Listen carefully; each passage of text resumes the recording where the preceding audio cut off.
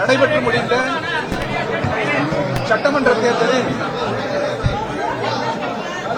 அரசியல் கட்சிகள் பெற்ற இடங்கள், வாக்குகள் யாவும் நீங்கள் அறிந்தது. தமிழக வெற்றி கழகத்திற்கு தமிழக மக்கள் தனி பெரும்பான்மையை வழங்கியிருக்கிறார்கள். அரசியல் கட்சிகளில் தனித்த பெரும்பான்மையை வழங்கியிருக்கிறார்கள். இதில் ஆட்சி அமைப்பதற்கு அவர்களுக்கு குறிப்பிட்ட இடம் தேவைப்பட்டது. இந்திய கம்யூனிஸ்ட் கட்சி அதேபோன்று மார்க்சிஸ்ட் கட்சி விடுதலை சிறுத்தைகளை அணுகி ஆதரவு கோரினார். தெரியுதா?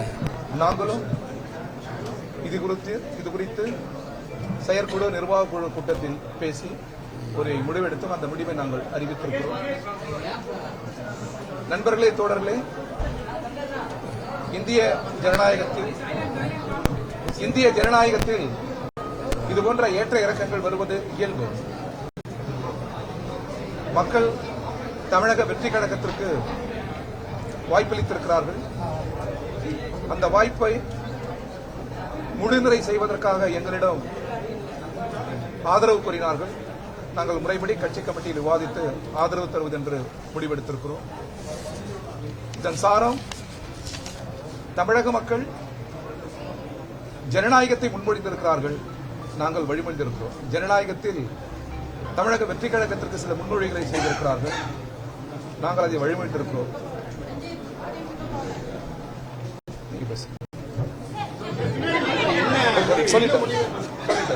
ஏன் அவசரப்படுறீங்க? அதுதான் 2 பேர் நிக்கிறோம். எவ்வளவு கேள்வி இருந்தாலும் கேளுங்க, எல்லா கேள்விக்கும் பதில் இருக்கு.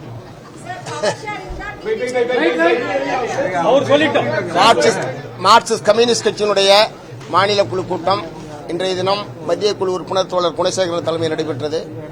அதே மாதிரி இந்திய கம்யூனிஸ்ட் கட்சியுடைய மாநில குழு கூட்டமும் நடைபெற்றது. 2 கட்சிகளும் ஒரே மாதிரியான முடிவை இந்த பிரச்சனையில் நாங்கள் எடுத்திருக்கிறோம்.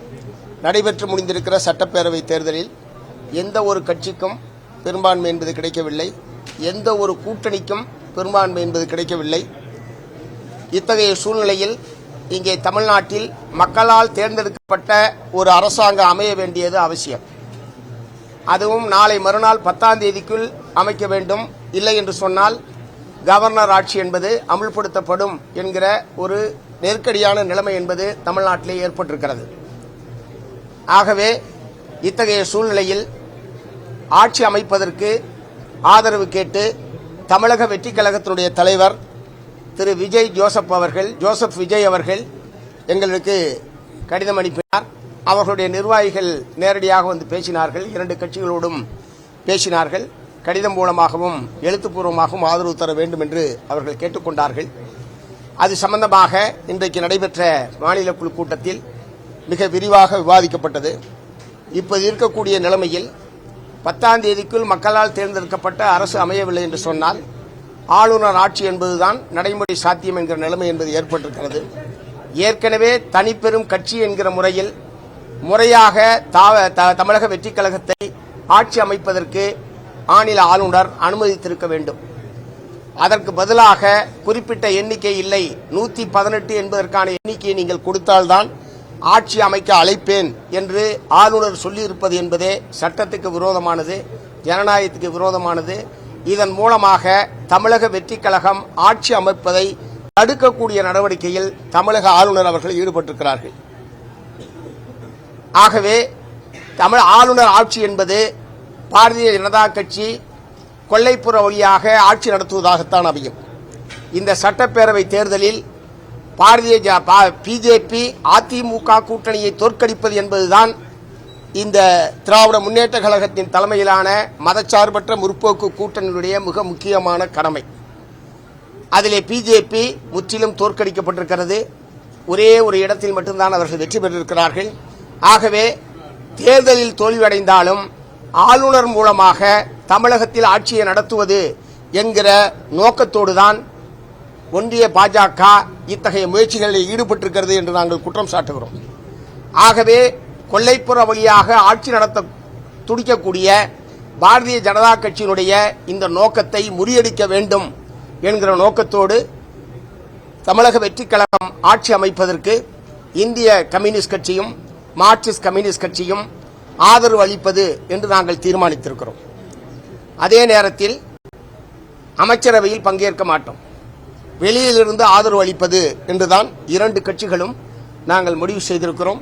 ஆகவே இன்னொரு தேர்தலை தவிர்ப்பதற்காகவும் ஆளுநர் ஆட்சி வருவதை தடுப்பதற்காகவும் இப்போது தாவேகாவுக்கு ஆதரவு என்பதை தவிர வேறொரு அரசியல் நிலைப்பாட்டை எடுக்க முடியாது என்பதை உணர்ந்து இரண்டு கட்சிகளுடைய மாநில குழுவும் இந்த முடிவை எடுத்திருக்கிறது என்பதை நான் தெரிவித்துக் கொள்கிறேன்.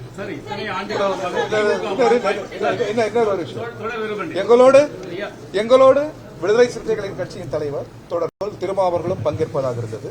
அவர் ஒரு கூட்டத்தில் இருக்கிறார். அவர் ஏற்கனவே இந்திய கம்யூனிஸ்ட் கட்சியும் மார்க்சிஸ்ட் கம்யூனிஸ்ட் கட்சியும் இருக்கிற அரசியல் நிலைப்பாட்டை நான் அப்படியே ஆதரிக்கிறேன் என்று பத்திரிகையாளர்கள் சொல்லியிருக்கிறார். நாட்டு மக்கள் முன்னாலும் அவர் கூறியிருக்கிறார். அந்த வகையில் அவருக்கு சில கூட்டத்தால் சில காலதாமதம் 6:30க்கு அவர் வருவார்.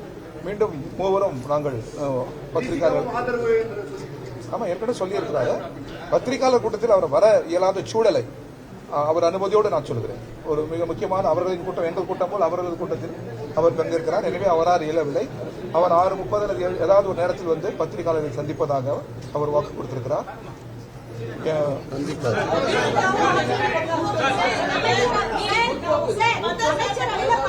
யாராவது ஒவ்வொருத்தரா கேளுங்க. ரெண்டு பேரும் சொல்றோம்.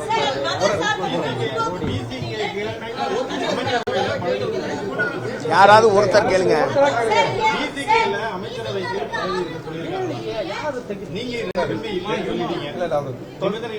தோழர் தொல் திருமாவர்கள் இந்திய கம்யூனிஸ்ட் கட்சி மார்க்சிஸ்ட் கம்யூனிஸ்ட் கட்சியின் அரசியல் நிலைப்பாட்டை நான் ஏற்பேன் என்று அவர் ஏற்கனவே உங்களிடத்திலே கூறியிருக்கிறார். அவர் வர இருக்கிறார். அவரிடத்திலே நீங்கள் கேள்வி கேட்கிற போது தெளிவான விளக்கம்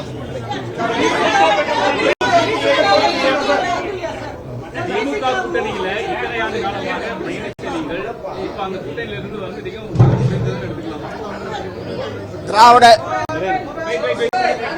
திராவிட முன்னேற்ற கழகம் இந்த தேர்தலில் எதிர்பார்த்த வெற்றியை அந்த மதச்சார்பற்ற முற்போக்கு கூட்டணியால் எதிர்பார்த்த பெற்ற வெற்றியை பெற முடியவில்லை.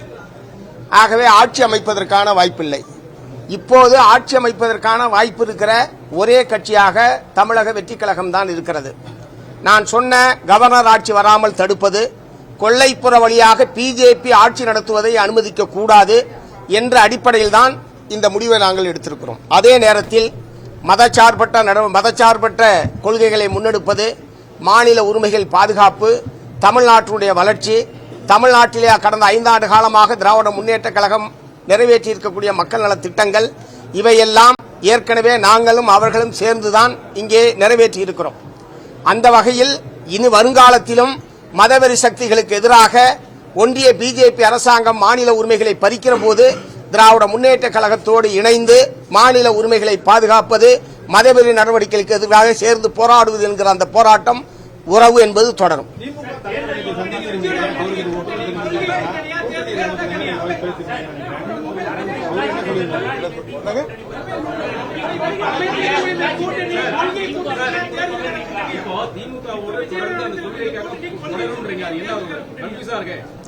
ஒரு கன்ஃபியூஷன் இல்ல சார். தாவேகா ஆட்சி அமைப்பதற்கு ஆதரவு, மற்றபடி தாவேகா ஆட்சி அமைப்பதற்கு இந்திய கம்யூனிஸ்ட் கட்சி மார்க்சிஸ்ட் கம்யூனிஸ்ட் கட்சி நிபந்தனையற்ற ஆதரவை நாங்கள் தெரிவித்திருக்கிறோம். அமைச்சரவையில் பங்கேற்க மாட்டோம், வெளியில் இருந்து ஆதரவு. இது ஆட்சி அமைப்பதை பொறுத்தவரை. மற்றபடி மாநில நலன் சார்ந்த பிரச்சனைகளில், ஒத்த கருத்துடைய பிரச்சனைகளில் திராவிட முன்னேற்ற கழகத்தோடு சேர்ந்து நாங்கள் பயணிப்போம்.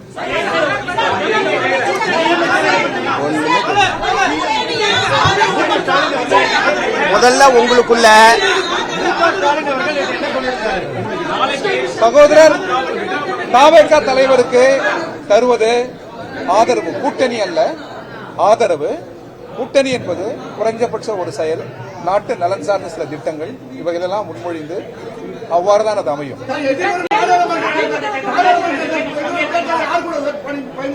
ஏங்க அதெல்லாம் அப்ப பாத்துக்கலாங்க. உள்ளாட்சி தேர்தல், நாடாளுமன்ற, கொஞ்சம் இருங்க, உள்ளாட்சி மன்ற தேர்தல், நாடாளுமன்ற தேர்தல், 40ல் வர்ற தேர்தல், அது எல்லாத்துக்கும் இப்பவே பதில் வேணுமா?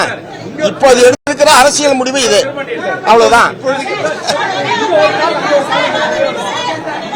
ஒரு கால அறுக்காலாம் கிடையாது. அரசு அமைக்க ஏங்க கிடையாது. கொஞ்சம் இருங்க, கொஞ்சம் இருங்க. அமைச்சரவையில் விஜய் ஆட்சி சார் நீங்க குழப்புறீங்க. விஜய் ஆட்சி அமைக்க கூடாது என்று திராவிட முன்னேற்ற கழகத்தினுடைய தலைவர் எங்கேயுமே சொல்லல. அவர் ஆட்சி அமைக்கட்டும், அவர் ஆட்சி அமைக்கட்டும், நாங்கள் எதிர்க்கட்சியாக இருந்து சிறப்பான எதிர்க்கட்சியாக செயல்படுவோம் என்றுதான் திராவிட முன்னேற்ற கழக தலைவர் அறிவித்திருக்கிறாரே தவிர திமுக ஆட்சி அமைக்க கூடாது என்று எங்கேயாவது சொல்லியிருக்காரா? எங்கேயாவது சொல்லியிருக்காரான்னு கேட்கிறேன். அப்புறம்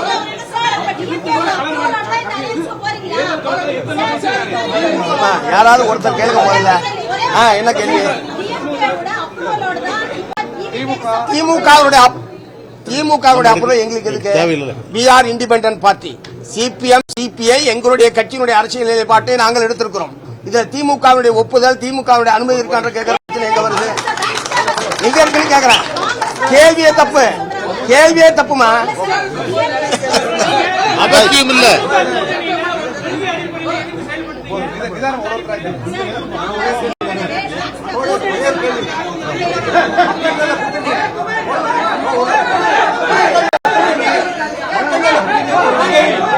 நீங்கள் உருவாக்கின மக்களவை கூட்டணி 2016 ஒரு வகையில் அது ஒரு சந்தோஷமா விஜய் வருவதாக அப்படிலாம் இல்ல. கடந்தது இப்பொழுது அமைகிற அரசு மக்கள் நல அரசாக இருக்க வேண்டும்.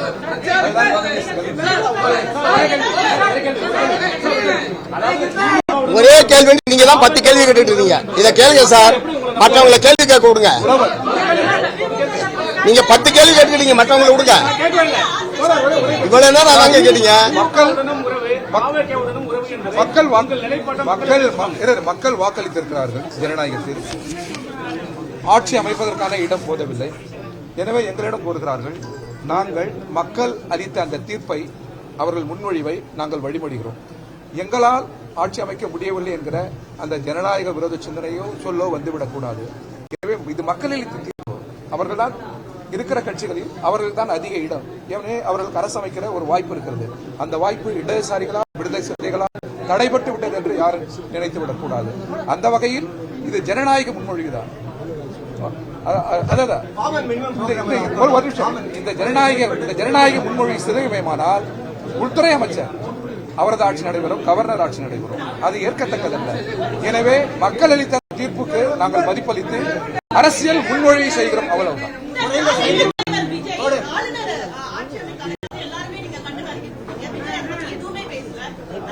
அவர் பேச வேண்டும். இனி வருங்காலங்களில் தமிழக உரிமைகளுக்காக உரத்த குரல் எழுப்ப வேண்டும். ஜனநாயகத்திற்கான உரத்த குரல் எழுப்ப வேண்டும். நமது மதச்சார்பின்மைக்கான உரத்த குரல் எழுப்ப வேண்டும். அவர்களுக்கு இடதுசாரிகளும் இதர ஜனநாயக சக்திகளும் உறுதுணையாக இருக்கும். எடப்பாடி பழனிசாமி தலைமையில் ஆட்சி அமைக்க முயற்சி செய்கிறார் என்ற ஒரு செய்தி வருகிறது. எடப்பாடி பழனிசாமி என்டிஏ ஆதரவோட ஆட்சி அமைப்பதற்கான ஆதரவோட ஆட்சி அமைப்பது ஆதரவு கொடுக்கிறான்னு ஒரு செய்தி வந்து இல்ல அதெல்லாம் இல்ல.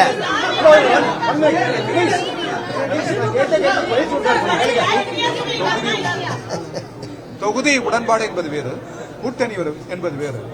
எல்டிஎஃப் நாங்கள் 10 ஆண்டுகள் தொடர்ந்து பயணித்தோம். அதனுடைய காரணம் மத்திய அரசினுடைய வகுப்புவாதத்தை எதிர்த்து போரிடுவதற்காக, மாநில உரிமைகளுக்காக குரல் எழுப்புவதற்காக, இந்த வகையில் ஜனநாயகத்தையும் இந்தியாவின் கூட்டிசையும் காப்பதற்காக தான் 10 ஆண்டுகள் தமிழக முதல்வரோடு இருந்தோம்.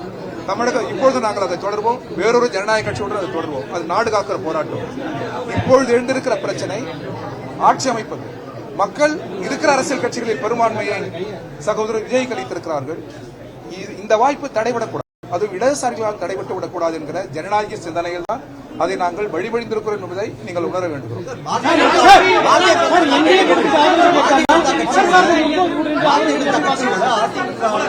இந்திய கூட்டணியில நாங்க இல்லையா?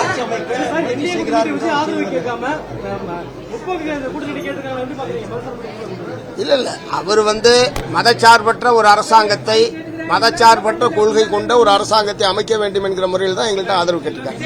அந்த முறையில் நாங்கள் ஆதரவு கொடுத்திருக்கோம்.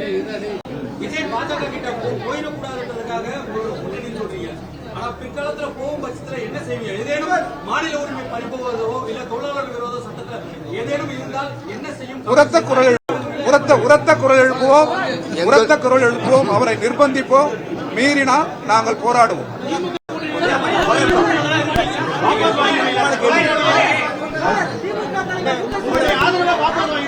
பாரதிய ஜனதா கட்சியோட ஆதரவோட அதிமுக பழனிசாமி ஆட்சி அமைக்க முயற்சி செய்கிறார் என்று ஒரு செய்தி வருகிறது. அன்னைக்கு அப்படி ஒரு நிலைமை வரும்போது பாத்துக்கலாம். 5 ஆண்டுகளுக்குரிய கேள்விகளை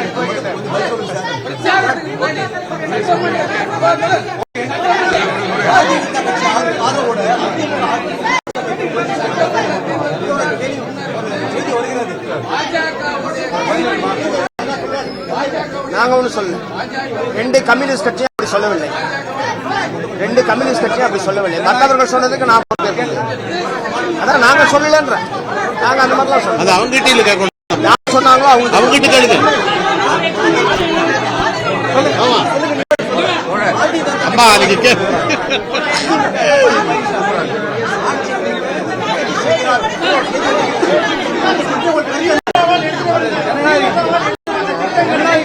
இயல்பானது.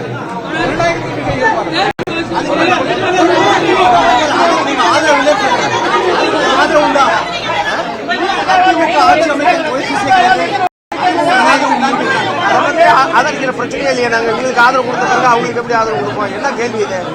கேள்வியே தப்பு சார். பாஜக முயற்சி செய்கிறது ஒரு செய்தி வருகிறது. அது அவங்க செய்திகளுக்கெல்லாம் பதில் சொல்ல முடியாது. 2வது அப்படி ஒரு இது வந்ததுன்னா நாங்க ஆதரிக்க பிரச்சனை இல்லை.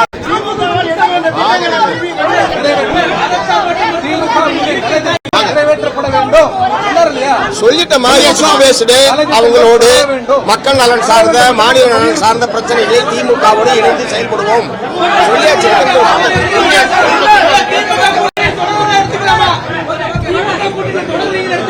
அப்படிலாம் கூடாது. நீ அப்படி கேட்க நான் சொல்ற பதில போட விஷயம் பேசுக்கு சப்போர்ட் தான்.